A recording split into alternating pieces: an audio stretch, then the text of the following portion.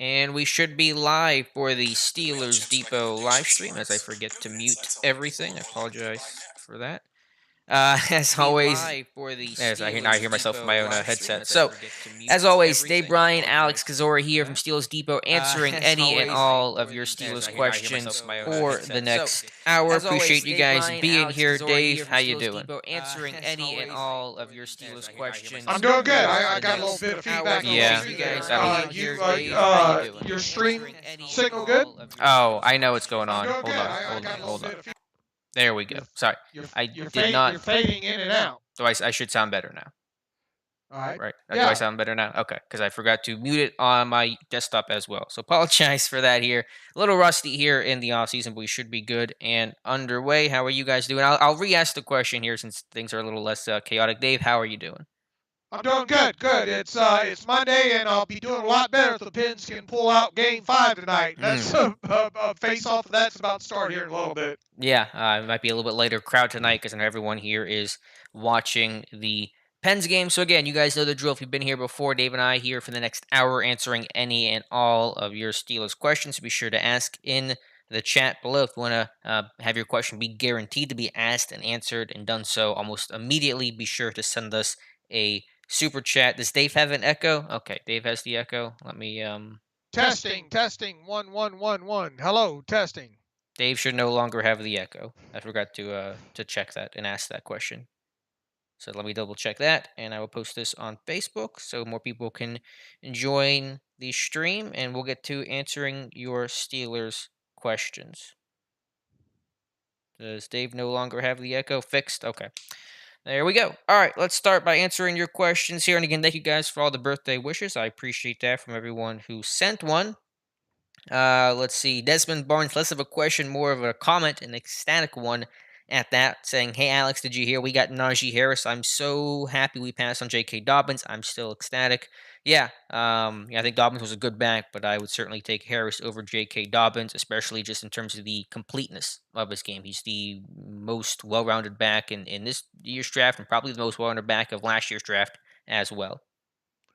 Yeah, I tell you, I don't know how many people read the contextualization that I just did on him the other day on all 50. What was it? 53 pass targets, I Mm-hmm. think, at Alabama last year. I think 43 receptions. The thing that stuck out the most about it is it look, running backs average depth of target really isn't that big of a deal with most running backs, and that wasn't really the case with Najee either. And we knew we were going to find that on top of it, just how he was used. Most of his catches and targets came right at the original line of scrimmage. The thing that really stuck out the most about Najee Harris and his 43 catches was that he averaged almost or over 9 yards after the catch on average. Now, granted, a couple of those catches were made after the line of or behind the line of scrimmage, and that's obviously where you start is where the ball is caught. That's where you Mm-hmm. measure measure it all, and the yards after the catch. But the fact that he was, I think, second in the NFL or in college football last season, behind only Travis Etienne in yards after catch average, is quite impressive. Yeah, I thought you did a really good job kind of breaking that down, and we knew that Harris was an excellent, receiving back. There was no question about that, or no really real projection. And I posed the question in an article, and I believe we talked about it on the podcast briefly as well on Friday. It was that could Najee Harris break Chase Claypool's record of receptions by a rookie? The record is held by Claypool at 62. I think Harris, if he plays all 17 games, could easily surpass that. Not going to probably hit the Le'Veon Bell 85 kind of range, but could easily hit the mid to the high 60s. So I thought you did a good job breaking down Harris out of the backfield. Next question here comes from Mike Adesso. Interesting one. Hello, is this Penguins Depot tonight? Might be a little bit of that, Mike. Says, in all seriousness, my questions is any clue on who succeeds Art Rooney the second? There doesn't seem to be one clear person they are grooming like Art Jr. was. Yeah, I'd have to look at that. There's so many Rooneys, I can't even keep track of all the Rooney names at this point. But hopefully that's not going to be a question they'll have to address for a decade plus.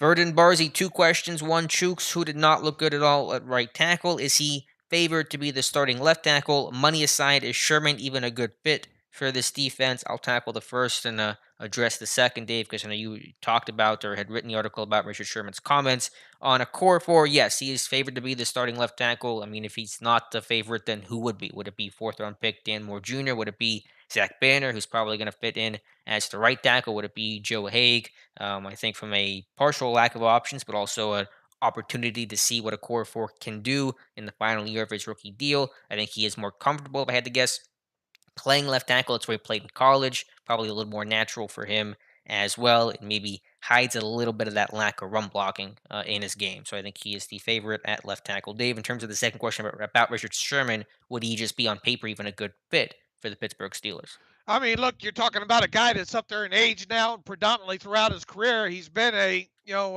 more of a zone cover three type of Hmm. player. Look, I mean, without a doubt, I mean, Richard Sherman is a competitor. Uh, you know, he probably still has another year left in him, but what kind of money is Richard Sherman really realistically going to look for on top of it? And you cut a guy in Steven Nelson because basically salary,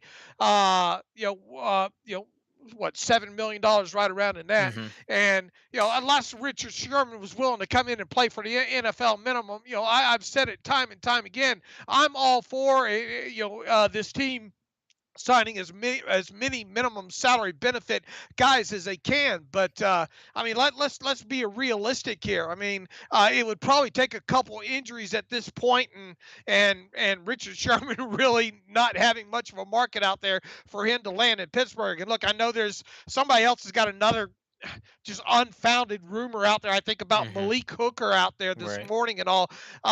There's no evidence that anything like that's going to go down either. Once again, is it possible to, with the salary cap situation to sign some of these players?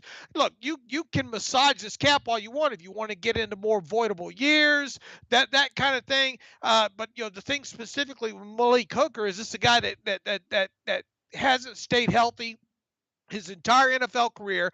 Right now, he's coming off of an Achilles injury that happened, I think, in late September Hmm. of last season. That injury generally is about at a minimum 9 months recovery time just from surgery, just to get back doing some of the things you like Right. doing again. So once again, you're dealing with a person, a player that probably isn't going to be right for a while. So I just do not understand all the obsession with the Malik Hookers and the Richard Sherman. And look, I know the Richard Sherman story came about because Stephen A.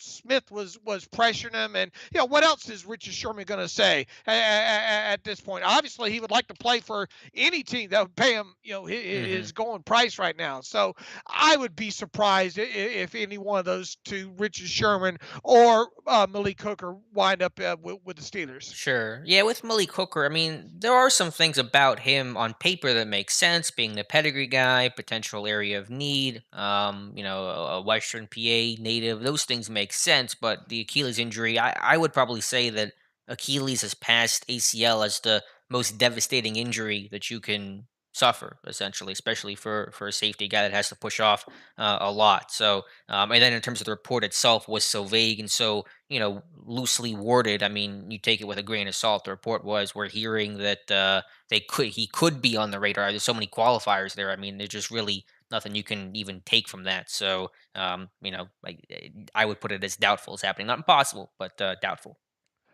Of all the players mentioned, recently, and I think there was the Russell Okung that Bill Right. Barnwell wrote about, saying 1 year, $6 million. I can tell you, that's not going to happen, obviously, without any voidable years. And then who was the other tackle this past week that uh, somebody wrote about? Morgan Moses.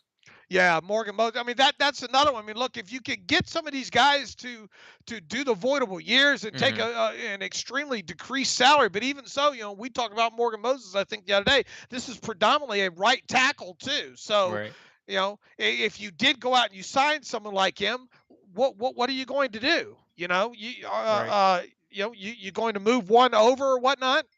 Yeah, that goes into the mutated genomes question of would you try to sign Russell Okung, or is he washed? Again, as Dave would say, unless you're going to play for really, really cheap, I just don't really see necessarily the fit or the use there. I think you do. Obviously, Banner's going to start. You paid him a 2 year deal, paid him pretty good money, so he's going to be one starter. And then I do think you want to see what you have in a core for at left tackle. So I don't know if Okung is washed. I mean, obviously, he doesn't have a whole lot left, but I'm not really banging the table to try to sign a starting tackle here in end of May.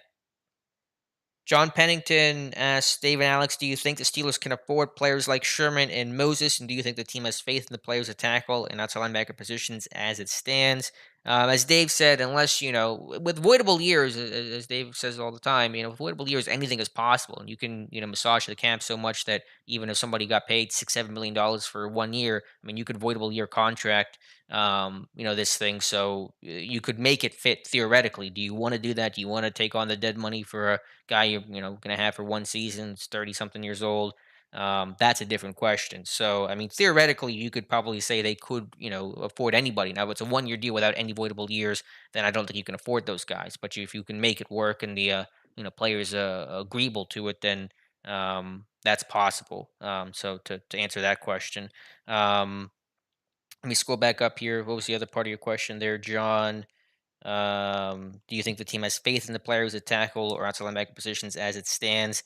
At tackle, I think they do. I think they've addressed it pretty thoroughly with Joe Haig and Dan Moore Jr. At edge, probably less so, considering they wanted to sign Ryan Kerrigan. So it probably speaks to some need there to address the position and upgrade the position some. So yeah, I would probably say they're still looking at edge options, but I think they're you know relatively thin right now, especially on free agency in terms of trying to find somebody. Could you find someone with a trade or at cut downs? I think that is possible. So, um, yeah. Next question here comes from let's see. The last style banner talked about Sherman being a terrible fit for the scheme.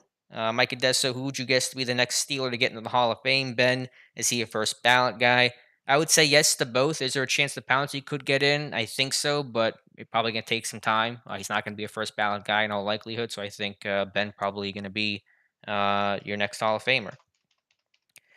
Let's see here. Trying to go back through the questions. All right, Dave, you're back here. I needed to take a phone call a second ago. Yeah. Okay. What's the question? I just making sure that you were back and everyone Okay. could hear you. But next Hall of Famer probably Ben, I'm guessing. Oh yeah, I would think so. I know there's going to be, in the meantime, probably a little bit of a push for Hines Ward, but you and I have talked about Hines Ward and his situation for a little while now, and will he get in? Will he ever get in? I Mm-hmm. mean, I think there's a possibility of that happening. The only problem is how long is he going to have to wait? There's quite a log jam right now at the wide receiver position. You and I have talked several times about this. I get it with him and his blocking and changing the game and those kind of things, but just at any given time was Hines Ward really thought of as one of the best wide receivers in the game? And the correct answer to that's really no. Mm-hmm. So uh I think I once again, I don't think he's got a chance to get in, at least not in the in the lot, next decade. I don't think, and we've already seen what's happened here. Uh, you know, most recently with him can't get into kind of that final leg of it there, and I know Alan Fanika's probably going to push real hard for him here during his induction coming up later this summer here, but beyond that it's just going to be so hard for him to get in. So I Mm-hmm. would think Ben Roethlisberger would be the next one put into the Pro Football Hall of Fame, from the Steelers. Yeah, I'm with you. Next question here comes from Lumberzack94, who says, "Is Kevin Colbert a Hall of Famer?" And then says, "Is he a lock?" I would not put him as a lock in terms of is he a Hall of Famer. I think is an interesting question. I don't know if he's a lock or not, or you guys know he's not a lock. Is he a Hall of Famer though? I think it's a case for that. It's just the hot bar is set so high for the contributors there that I'm not sure. What do you think, Dave? On which one? On On this, is Kevin Colbert a Hall of Famer? boy, definitely if they get one more Super Bowl, Sure, but if he retired for today. sure. Eh, that's a tough one, man. That is a tough one. It would obviously have to be what is a contributor, Mhm. I guess, Sure. category and all like that. I mean, I suppose it's possible. I mean, how many times do you see general managers get in though? You know? Right, right. Yeah, it's not many, and usually those guys are like the dynasty ones. So, yeah, I don't know. I think he's like 50-50 right now. But he's got another year, and we'll see what he can do from there. So, next question comes from let's see. Jeb Bro, who is the nickel corner going to be in your opinion? I think it's going to be Cam Sutton, probably going to kick inside in the slot. At least questions and concerns about who's going to play outside corner. But I think Cam Sutton probably going to be your best option in the slot because if it's not him, then I really don't know who you're going to turn to right now. I guess Arthur Millette maybe if he makes the roster, but I think Cam Sutton's probably your best bet. But I think you go into camp and see how the young guys like Pierre and Lane and all those guys do, and kind of go from there. I think we could still possibly. I mean, keep obviously Millet's going to be in the in the conversation here, but and they have thrown Shakir Brown and through undrafted free agency, added him. I think he's going to be an option. I think you just got to keep throwing some mud up against the wall and see if you get anybody to stick in there that Hmm. could potentially play in the corner. It might get into a situation where they use a lot of mix and match in here, and I'd be interested to see if Cameron Sutton even gets some of that role in the slot, Right. assuming maybe a guy like Pierre steps up on the outside. Yeah, I think how those young guys do will kind of shape the veteran guys and where you can move them and where you can match them. So if Pierre or Justin Lane has a really good camp, that probably makes you feel more comfortable about moving to the inside. So I think you just kind of go into camp and evaluate, and then you make those decisions coming off the preseason and training camp and things like that. Louis Perron, why do you think Terrell Edmonds' fifth year option was not picked up? Dave, I know as you always say, just simply they didn't feel he was worth the money. Yeah, plain and simple. I don't think how you can look at it any way other than that. I wrote about that, way ahead about, the Steelers having the offseason decision. Look, it was going to be a no brainer with, it was going to be a no-brainer as it was with Minka Fitzpatrick. Everybody knew that, but some people said, "Oh, it's pretty much a slam dunk that Edmonds was going to get that picked up." I wasn't so sure. I thought it could really go either way there. And there's no other way to look at it other than, and you and I talked, obviously wrote about this after Kevin Colbert talked about it, and talked about it on the podcast as well too. If he was worth the $6 million, it would have been picked up, plain and Hmm. simple. The fact that Kevin Colbert tried to use the cap situation and everything like that as a reason, why they chose one or the other over the other one was a little bit too rich for my blood. Look, I mean, this is a Steelers team right now that just has gobs of cap room.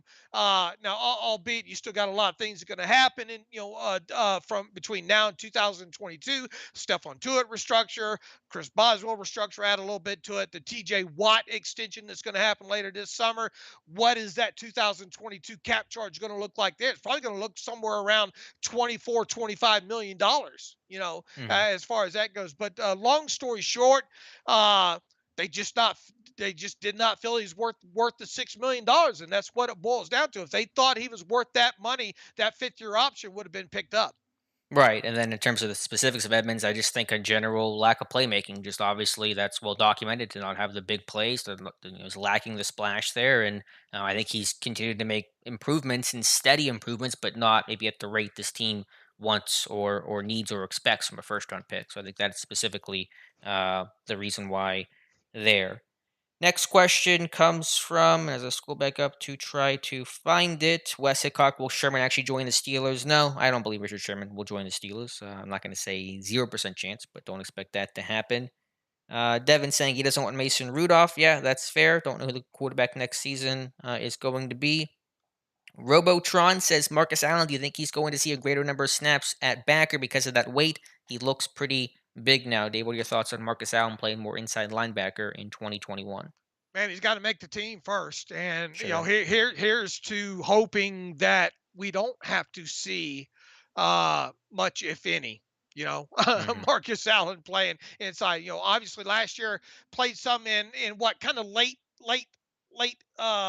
end of half type situations and some dime type situation there. I guess some sub package type situations there.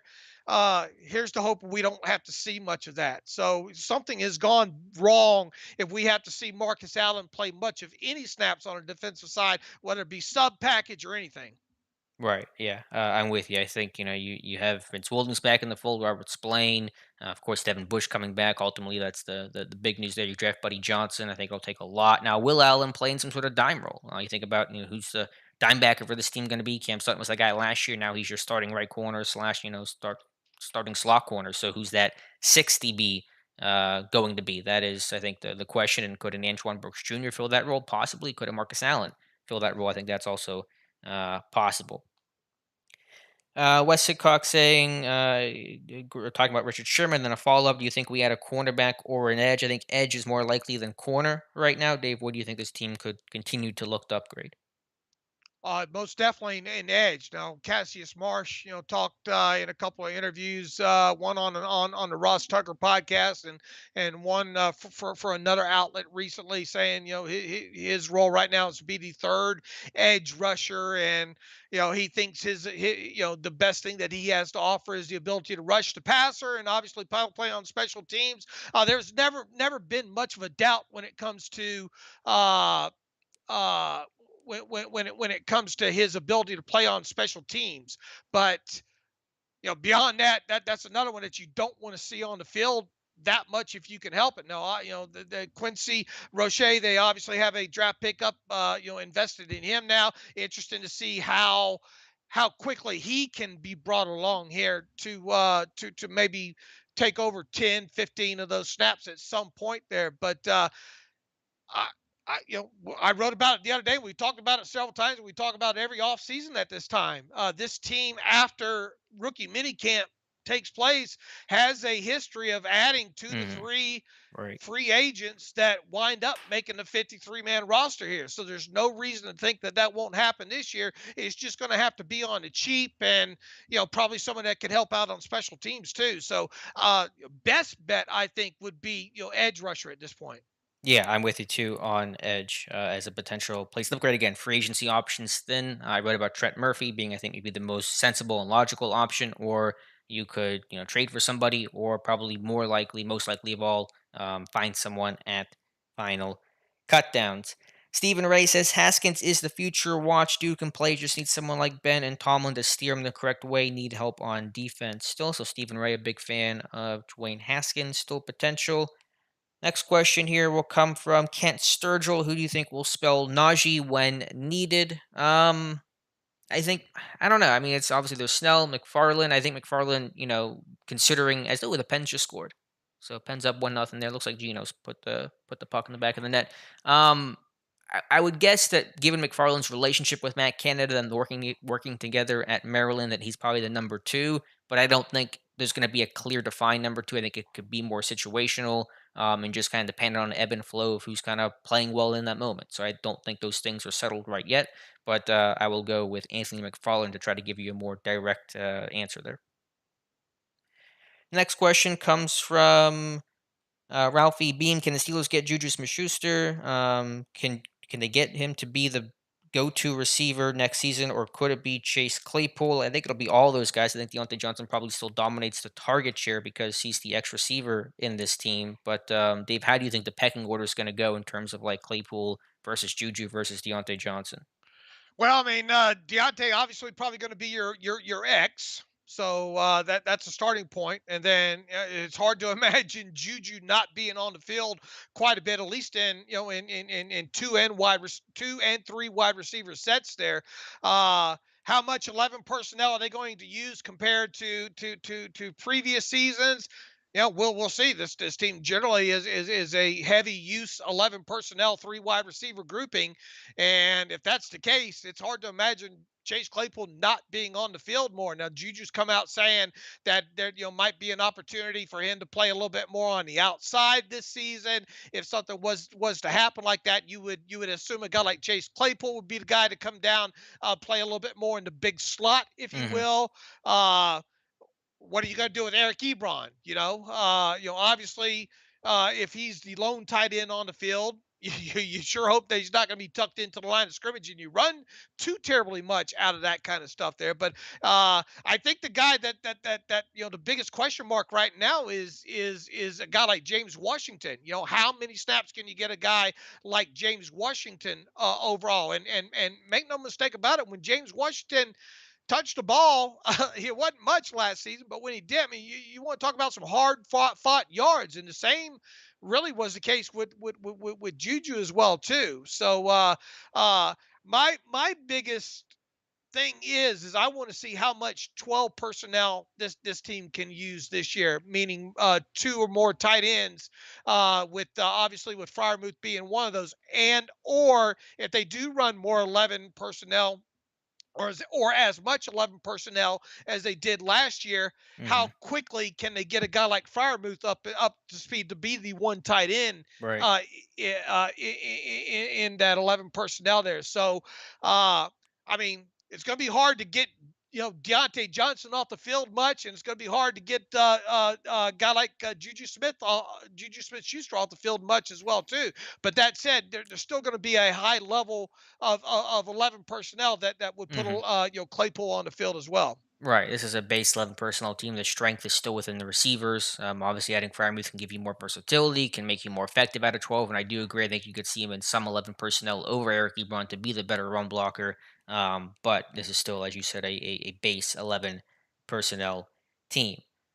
Let's see. Mike says, "Are we going to have a rep at the Steelers from Steelers Depot for the Hall of Fame ceremony? He'll volunteer if you need to send someone." Thank you, Mike. I don't think we'll have anyone there in person, but should be a lot of fun to get to watch and talk about with you guys. David O. I don't know, is David Yeah. O going to go or no? I mean, my guess is yes. I haven't talked to him about his plans for Canton, but that's actually a good question. He probably would be, but maybe I'll do a Right. live stream or something during the ceremony or something, so we can kind of talk through and watch together with you guys. Let's see. Trying to find questions. Matty Q saying, "Is Justin Lane in law trouble?" He was. He got a plea agreement. The league, I doubt, is going to discipline the Steelers. Whatever discipline probably already happened. So I think he's generally speaking in the clear legally. Roster spot wise is still though not secured. Let's see. Ken Martin, do you think in the future the Steelers will invest the same amount of money in a quarterback as they did for Big Ben because of all the cap issues it causes? Yes. As Dave says, those are the ills of the franchise quarterback, but it's a good problem to have. So actually, you have to probably spend more considering the price of quarterbacks will forever go up. But once you find whoever the next Ben is, or you think that Ben is, you're going to pay him appropriately. That is just the cost of doing business, the cost of wanting to and competing for a Super Bowl. You are welcome, Lewis, for the answer about Terrell Edmonds. I think Rod Young's asking about UG3 being fully healthy, says Marcus Gilbert, but I assume he meant UG3. I would imagine so, but that issue has flared up on him twice already in 2 seasons. So, how good and how healthy will that back be for the rest of the season is the question there. So I think he's got a lot of talent talking about UG3, but that back issue at that young age without a lot of playing time seems chronic, and I don't know if you can ever really trust it. Hey, I worry about him. I mean, one season's one thing, but we've had a couple seasons in a row now. Hmm. Uh, well, he's got to stay healthy. That's a starting point there with him.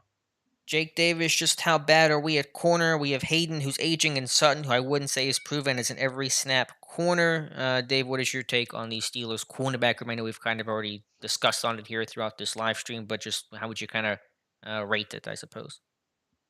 The cornerback room, Yeah, the corners. yeah, it's touch and go, man. I mean, obviously you've got an experienced guy in Joe Hayden there. That's one thing, but he is another year older there.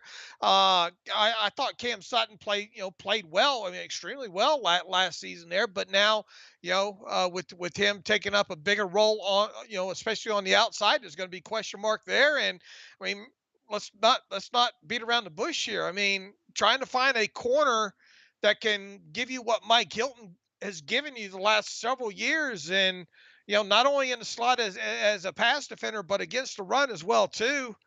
I mean, and until we see someone step up there's going to be question marks about that as well too. Justin Lane's really not giving us anything. Obviously, James Pierre, uh, for the amount of snaps that he played last season, which wasn't much. I mean, that there was some positive there, but it's hard to put much stock in such a small sample size that James Pierre played. You hope that maybe he's a guy, and then obviously with what they did with signing Gilbert and Shakir Brown as undrafted free agents. Hmm.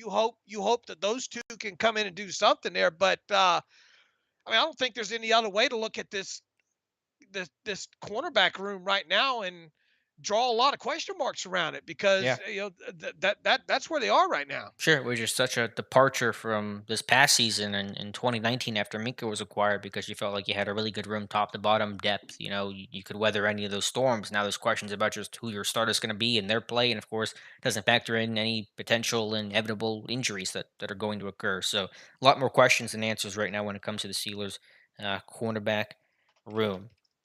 Let's see. Next question here is going to come from Kyle. Actually, I think John Pennington says, Dave and Alex, do you guys really trust Johnson and Ebron?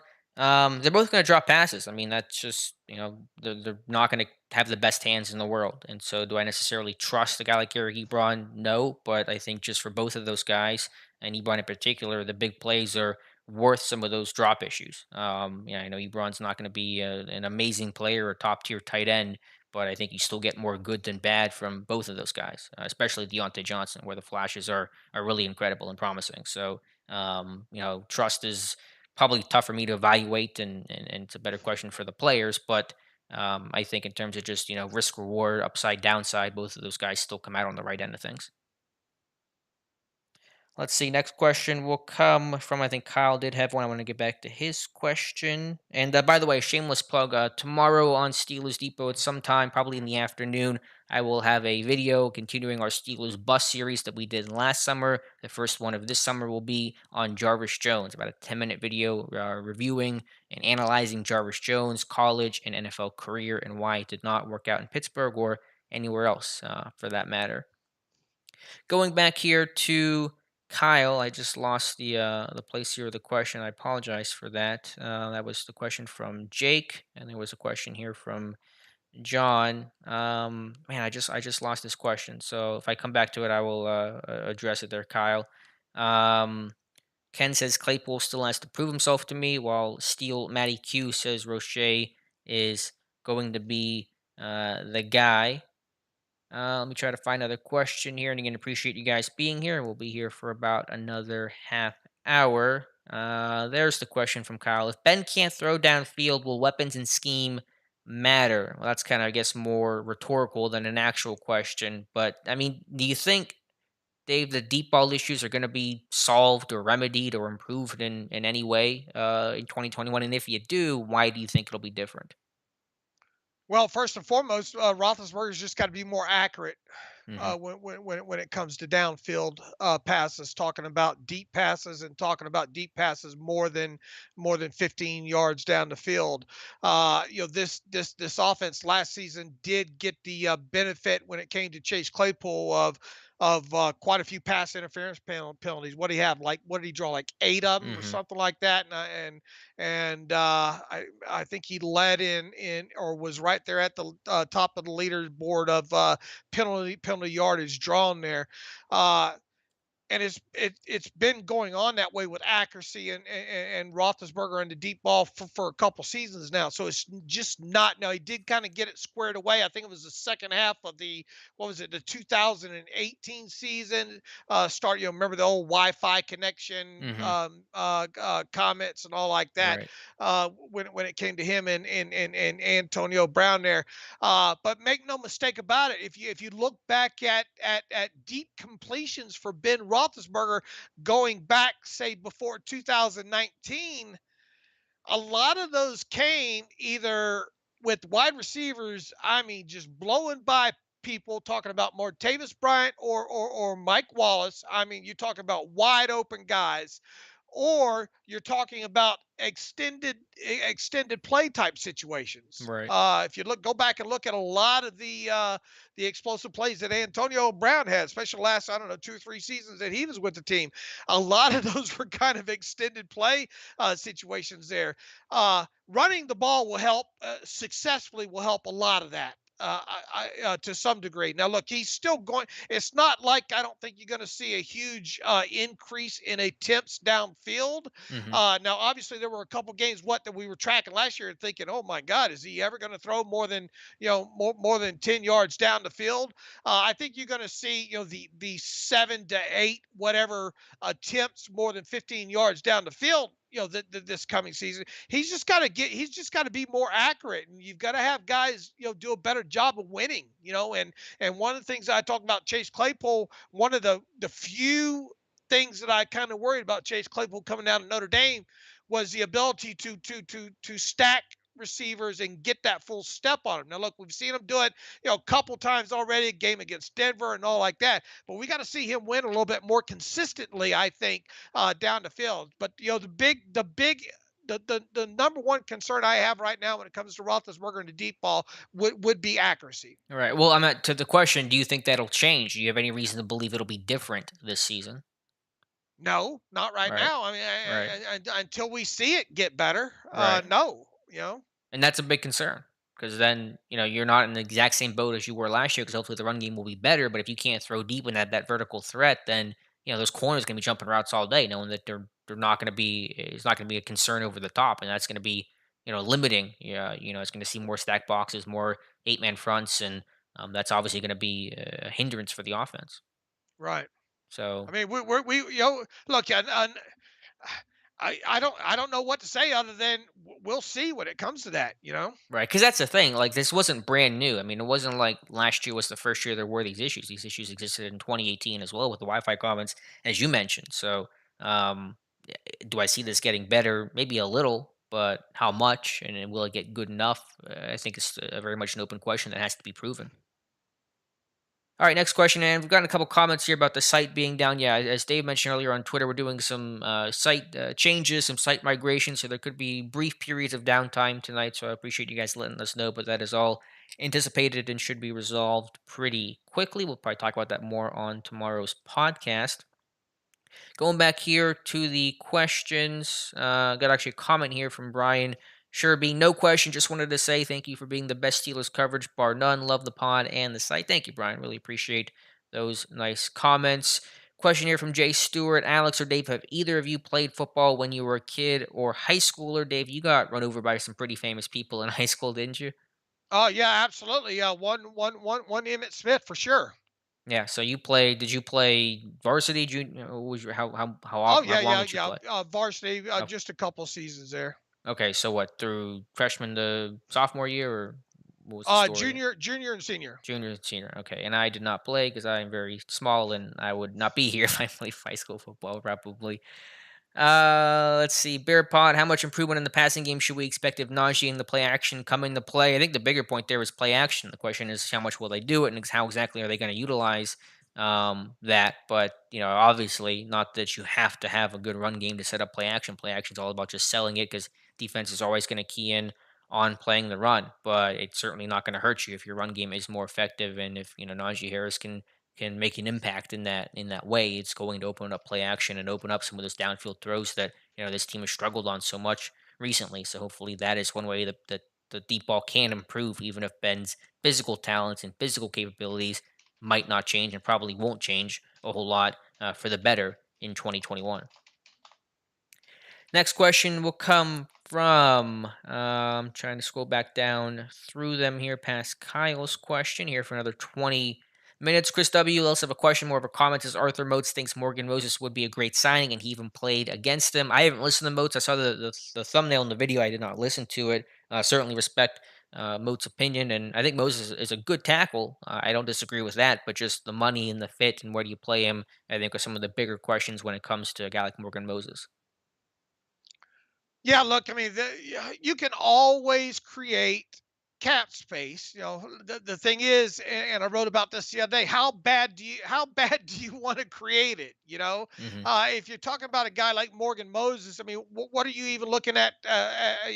Him wanting. I think you and I talked about the other day on the podcast. What if he wants around, I don't know, $6 million total? Well, you'd have to obviously give him a base salary of 1.075. You'd have to make up the rest of that probably in a signing bonus of 3.025, and then that deal's obviously going to have to be two years or longer there. I would imagine Morgan Moses would want it all voidable years after the first year, so he can take one more bite of the free agent apple. Is that something the Steelers are willing to do in order to have the player but lessen the 2021 cap hit? Hmm. I kind of doubt it. I mean, you're talking about a team already that's got Chiquamo Okorafor. They've got Zach Banner. They went out and paid Joe Haig more than NFL minimum. Oh yeah, and they also drafted Dan Moore Jr. in the fourth round on top of it. So I mean, is it impossible, as I like to say, when it comes to this team possibly adding a tackle? I mean, it's always possible. It's just at this point, barring injuries right now, I mean, I don't see it happening, Alex. No, I'm with you, and that was the question I think Paul also had. How would we make cap space room for Morgan Moses? It probably would come through a voidable year deal, because unless you did something with Joe Hayden doing one of those things, I think probably the most logical way is with Moses doing the voidable year contract, where the first year it's a 1 year deal, but it's 4 years on paper to void the other three and free up cap space that way through those maneuvers. But I'm not seeing it happen either. And by the way, you guys can check if you want, but the site should be back up. I just pulled it back up, and you guys can see the new look of Steelers Depot. And hopefully, you guys enjoy, and be sure to leave your feedback as well. I think we got a little bit of sluggishness still on it that Okay. they're trying to work out through Okay. here, Alex. So Gotcha. But the site should at least be up. yeah, we'll have to work through this the rest of the night. Having some migration issues here, I think. Okay. We'll power through the rest of these not super chats, but just chats in general. If you want to send a super chat, you certainly can do that. Let's see. The question was Thomas R. In simple words, can we explain what the difference in Canada's offense will be? What kind of packages? I would say the two biggest differences that you'll see in terms of just using simple words is pistol and motion. I think you'll see more pistol that'll create more play action and more downhill action in the run game, and more of that pre-snap motion that you saw at the start of last year, but kind of went away, really did go away by year's end. So I think pistol and motion will be some of the hallmarks of the Matt Canada coached Steelers offense. Faceless man. Do you think Kendrick Green and Frymouth will start? I can see Canada really bullying defenses with two tight end sets with Chase. If you're asking me now, will Kendrick Green beat up BJ Finney for Week 1? I think he will. I think the goal is to get this guy to start and play and see what you have in him. I think he's going to fit better in if they're going to run more zone blocking stuff. Will certainly be an upgrade there over BJ Finney. And Finney, is fine backup, but he's not going to give you much stellar play. Your offense is not going to be really good. You're not going to get a big push in the run game with BJ Finney in the middle from that position at least. So I think Green probably will start by Week 1. Fryermuth probably won't, but again, when you're playing in 12 personnel and things like that, you're going to rotate in. So even though he's not going to be an official starter, he's going to still play. I would probably say 40 to 45% of the snaps, and the Islanders just scored. So the game is now tied at 1. David, do you think Kendrick Green will start Week 1? Oh yeah, I do. You do? I don't think there's any other way around it.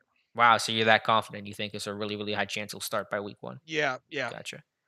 Let's see. Next question will come from Luke, who says, "How much do you think it was Ben's knee injury that affected his play last year?" Yeah, I think we kind of forget about that. We talked about that a lot when it was happening, especially I think that Washington game. I know Ben shrugged it off and downplayed the knee concerns of just being an older guy, but I do think that that was an issue. So yeah, I think that's something we forget about. But the question is, will his knees be any better this year? Maybe at the start of the year, but by year's end, I think could be kind of different. All right, next question will come from. Let's see here.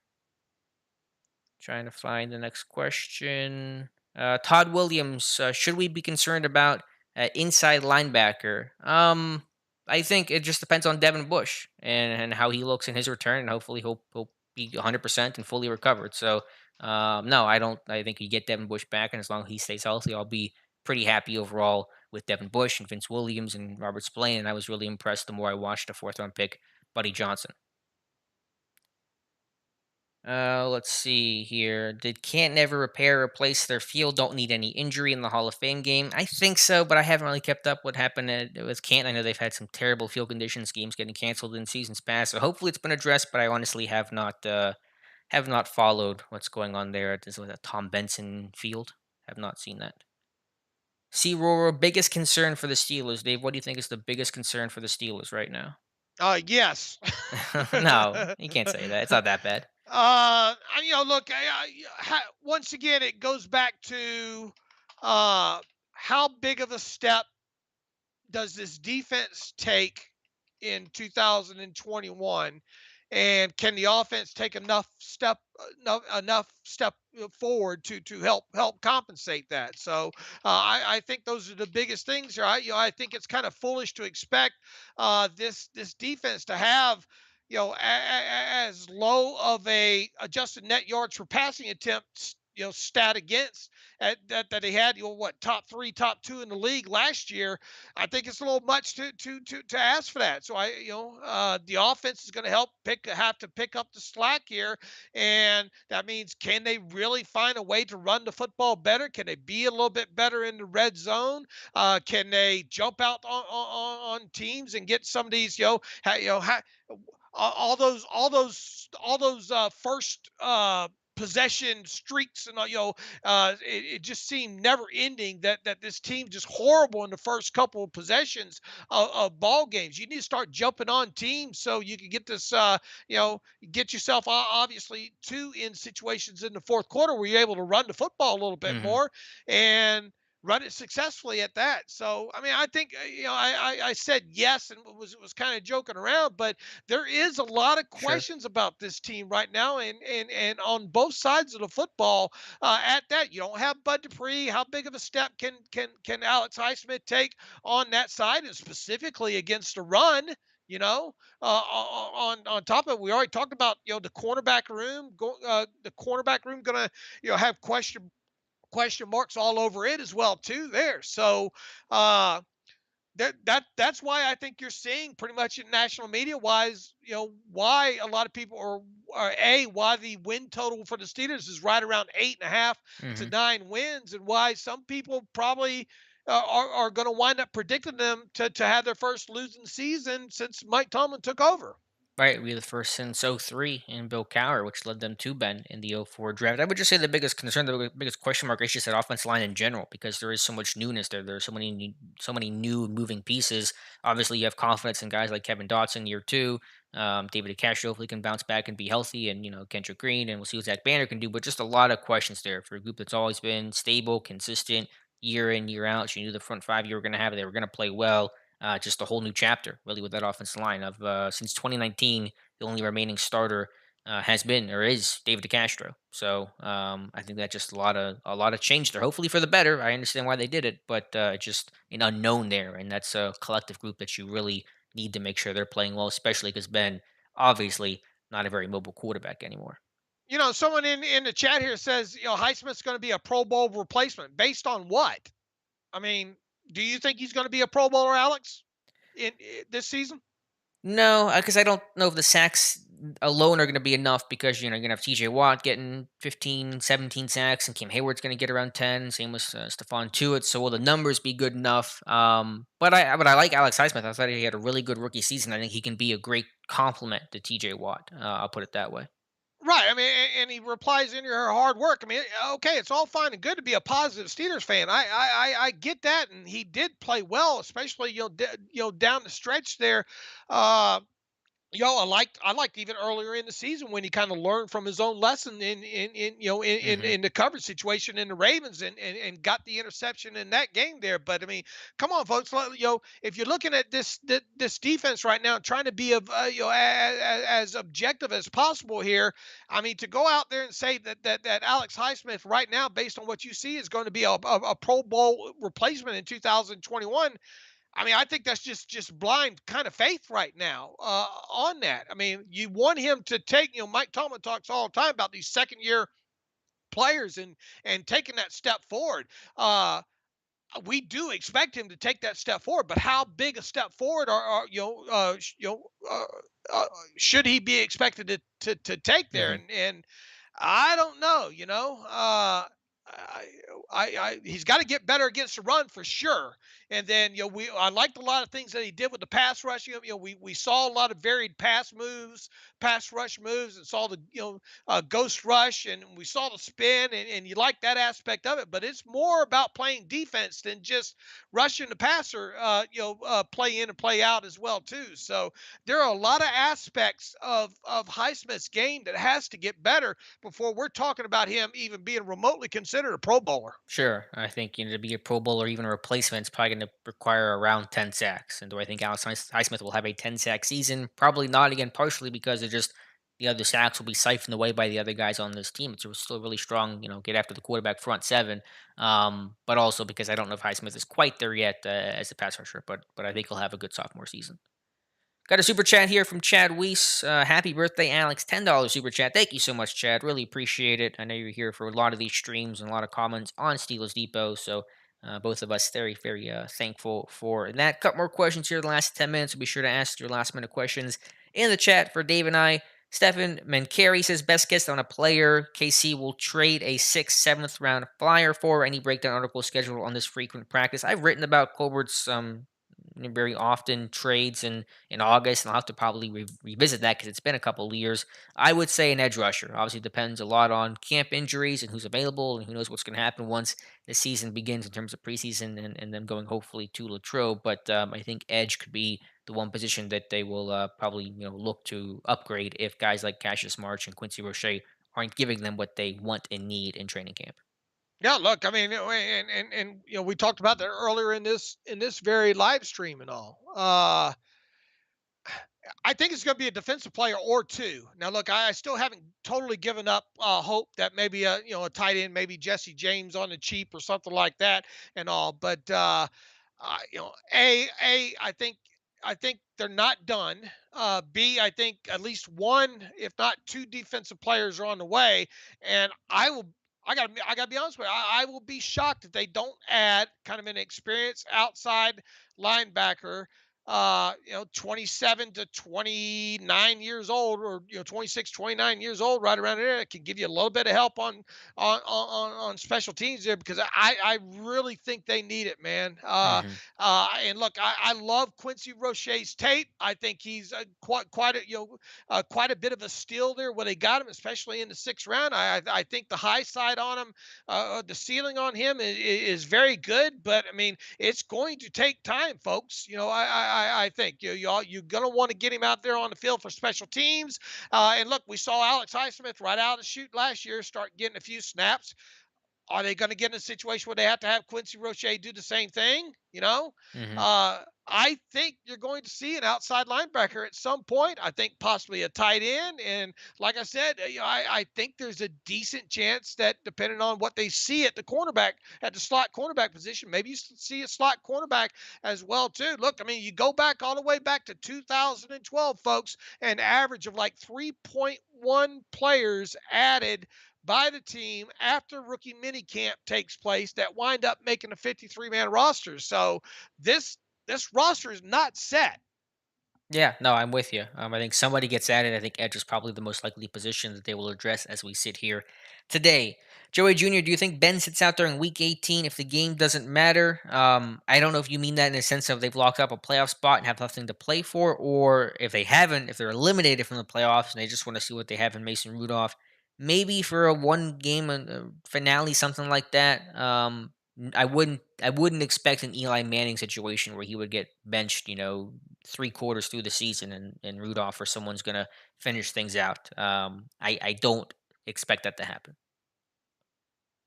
Let's see here. Paul was asking about Morgan Moses. How could they afford him? I think we addressed that question already. Anthony Whipple saying, would Moses be an upgrade over what we currently have on the line? I just don't know much about Zach Banner as a right tackle, or as an NFL player in general. He just has not played a ton of football. So, do I think he'd be an upgrade? Moses would, one versus one in a vacuum, money aside, probably. But I want to see more from Zach Banner, just because we've only seen this guy play, one career start at tackle and got hurt in the fourth quarter of that Giants game, tore his ACL. So it's hard to make that comparison right now. How many comp picks do the Steelers have right now? That's from Reginald Rivers. Technically zero, because the comp picks have not been issued for next year, but the projection is for them to get at least two, a third for Bud Dupree, a fifth for Matt Filer, and still maybe, I think, a fifth rounder for Mike Hilton, depending on how much Joe Haig plays this year. So that is not being projected and factored in right now, but it is still a possibility. So maybe three comp picks in total.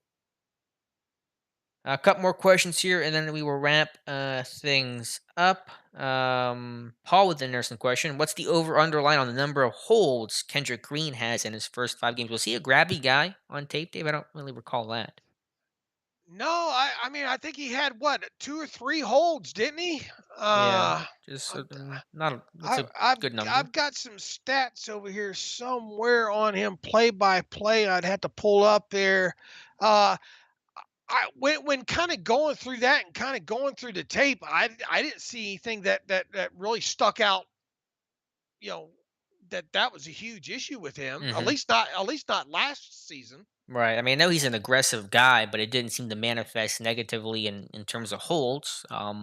Sometimes it met him overextending or whiffing on blocks or on the ground a little too much because he's just so trying to get in your face. But I didn't really see that as a holding issue. But so I don't know what the number would be. Two, three probably sounds probably two was the over under on Kendrick Green for holds, but I don't think it's an issue with him. Let me see if I can sort this by penalty real quick here for Okay. Illinois, and then holding and Yeah, I don't know how many he had. yeah, I'm just seeing the team really three, four, five, six holding calls in total, Wow. and one of those is defensive holding.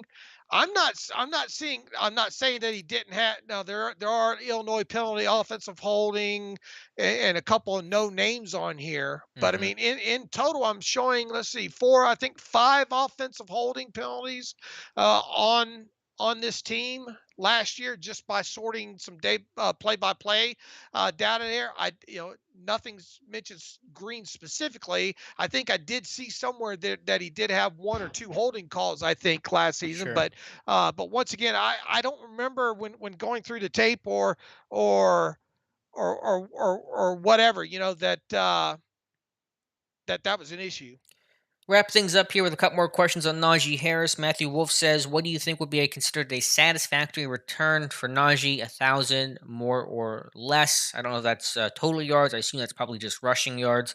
I think 1,100 yards rushing to break Franco Harris's rookie record of 1055, and probably about another 400 to 500 receiving is kind of where I'm expecting Najee Harris in year one. That's kind of like my expectation for him.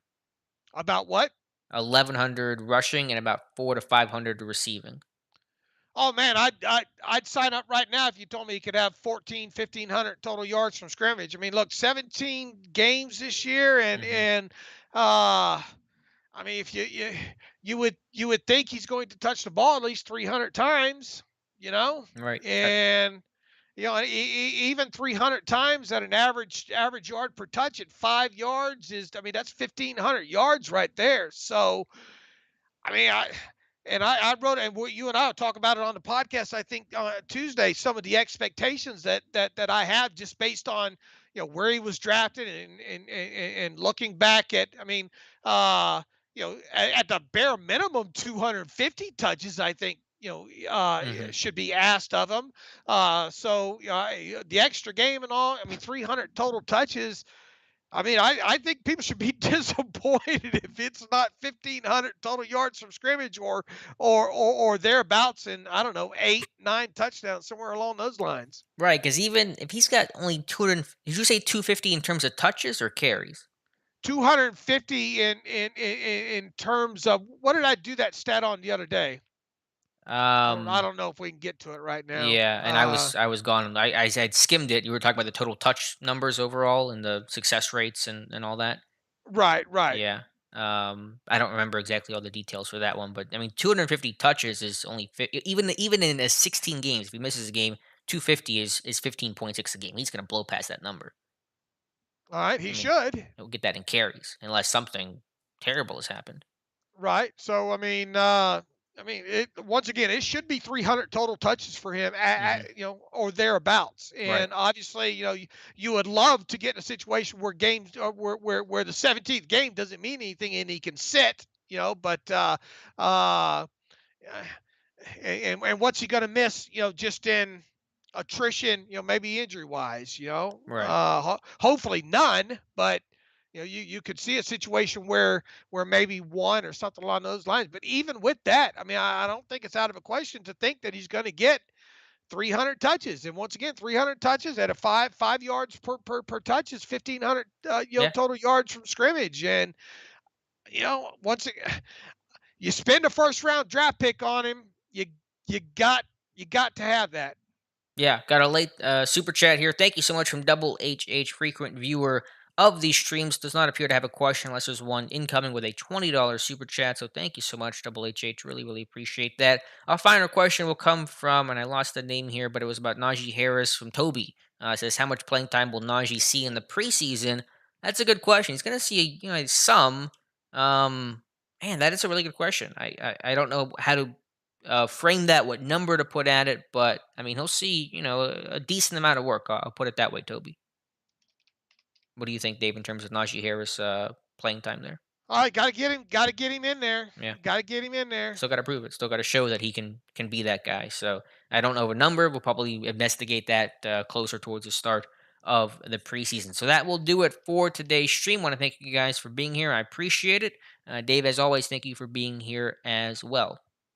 Appreciate it. Appreciate everybody for showing up. Appreciate all the support. And look, we're going through a transition on the site right now, so it might go up and down here for the next. We're trying to get it straightened out there. So just be a little patient here with the site tonight. Yeah, and hopefully you guys will enjoy the new look of Steelers Depot. We'll talk about that more on the podcast tomorrow. So thank you guys for being here. Again, this will be posted on Steelers Depot either later tonight or tomorrow, and you can see a replay of it on the channel as well. And tomorrow we'll have a video on Jarvis Jones and why he was one of the biggest busts of the Kevin Colbert era. So thank you guys for being here, and we'll talk to you soon.